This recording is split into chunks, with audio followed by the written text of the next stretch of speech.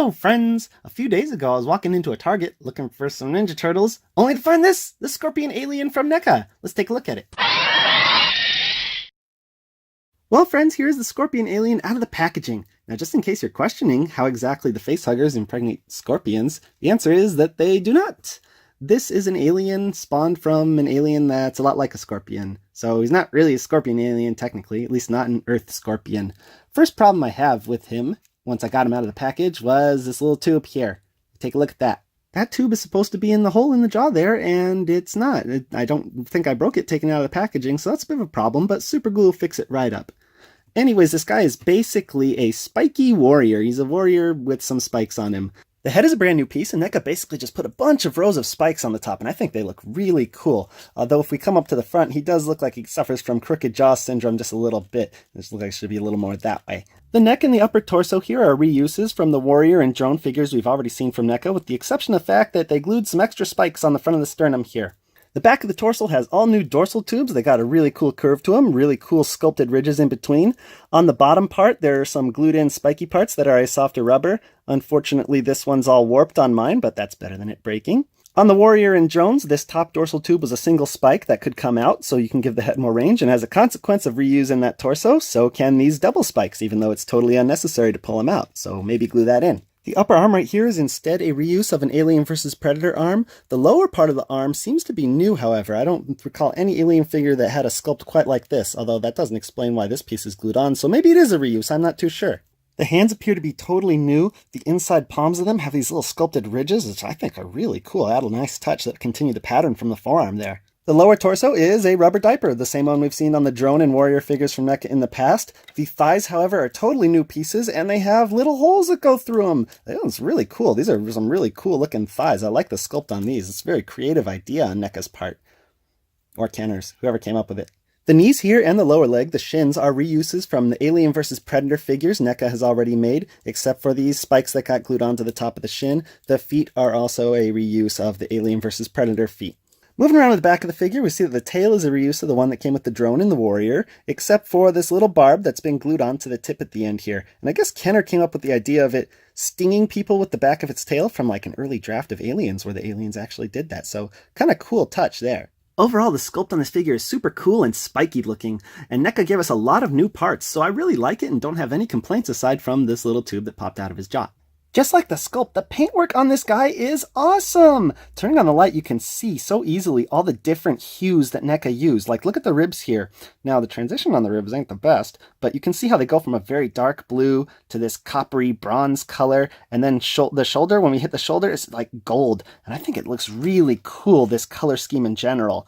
He's cast in a black plastic, and from what I can tell, they painted a gloss base on him. Like, look at the butt here, and then look at the back in between the dorsal tubes. Like, those look like two different color tones to me. But I love how everything is so glossy, just gives him the appearance of being like this slimy wet alien. And then the gold, I just love how everywhere there's ridges and it's dark, he gets like a gold highlight to bring out all the little details in the ridges. The palm of his hand, I think, is done really well, particularly. So I really do like the paint on this guy, although I will say, unfortunately, like, one, the transition on the ribs isn't the best, and then when you flip him around, it looks like they just kind of got a little lazy in some parts on the back. Like, maybe they could have had a bit of a wash on the rubber diaper, I don't know, in the back too, because like it just looks like too great a contrast with that much black and then all the color there is on the front, honestly. But in person, all these colors mesh together so well. I just love the paint on this guy. I give it an A for sure. Articulation on this guy is about what you'd expect at this point from Neca. He has a ball joint head. It's a little stiff when I first got him out, but he can go so far back and so far forward, which is very, very good. He can also go all the way around, but you don't really want to do that unless you want to snap these little tubes off. Unless, of course, yours is already snapped off like mine was. He gets an articulated jaw and a little mouth that comes out. Wish it was a bit stiffer. That's what she said. The torso is on a diaphragm joint, gets very good side-to-side range, some of the best I've seen from Neca, and it can go all the way around, obviously. Shoulders are hinge and swivel, they get up to 90 no problem and go all the way around no problem. He has double elbows that get great crunch, and they swivel at the top part of the elbow and at the bottom part of the elbow too. Wrists are hinge and swivel, but his spiky smartwatch prevents him from going too far this way, really, and he gets articulated fingers for the middle two digits. Hips are on ball joints that get ridiculous range forward, and excellent range backwards thanks to the rubber diaper. No problem doing the splits. And they swivel on top of all of that. Excellent job there. He has double knees that can get past 90, and they swivel at just the top part of the knee. Ankles are on ball joints. They don't get the most range, but they're doing all right. And he has articulated toes on top of that. The tail swivels at the top of the butt, and it's super bendable on top of that. So the articulation on this guy is pretty much perfect. My only real issue is I wish the ankles had hinges instead of cruddy ball joints, but they seem to be holding up well so far.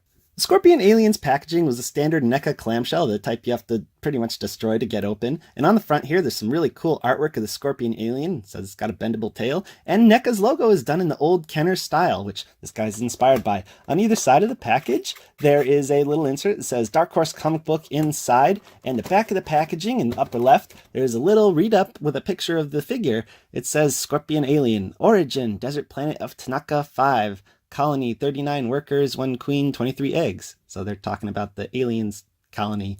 Beware! Spiked body armor, poison tip tail. Destruction point. Missiles, grenades, blow creature apart. Yeah, when you do that, like, won't the acid blood? Well, it didn't say beware acid blood, so maybe this guy doesn't have it. I don't know, Kenner was making up all the rules. And speaking of Kenner, the back of the packaging replicates Kenner's artwork for their packaging, back in the day, obviously. And there's pictures of all the other NECA figures that were inspired by the Kenner figures from way back when. Anyways, that's enough talking about the packaging. Let's just get it open and see how many twist ties this guy's got holding him together.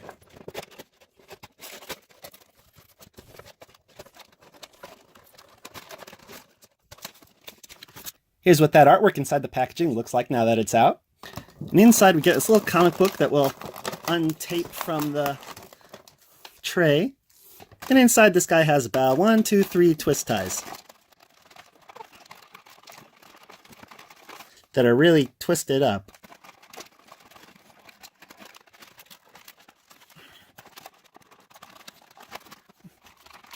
Look at this mess. What am I doing here? This is...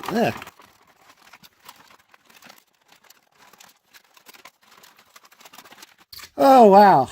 NECA, I feel like you didn't have to twist these things up that much, but whatever. At least there were only 3 of them. For accessories, the Scorpion Alien comes with this Dark Horse mini-comic. And if we open it up on the first page, it says that sometime in the future... I ain't reading this to you. This ain't story time.